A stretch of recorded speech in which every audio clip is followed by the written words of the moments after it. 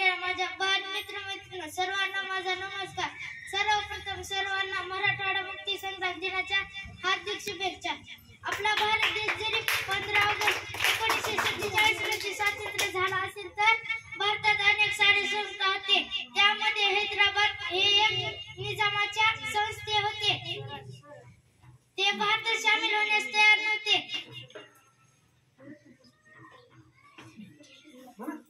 अडकायचं नाही, उभं बोलायचं पुढे.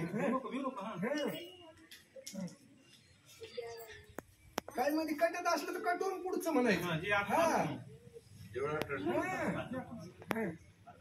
शेवटी भारताचे पोलादी पुरुष सरदार वल्लभभाई पटेल यांनी 13 सप्टेंबर 1948 रोजी पोलीस कारवाई केली आणि भारतात मराठवाडा स्वातंत्र्य झाला. जय हिंद, जय भारत.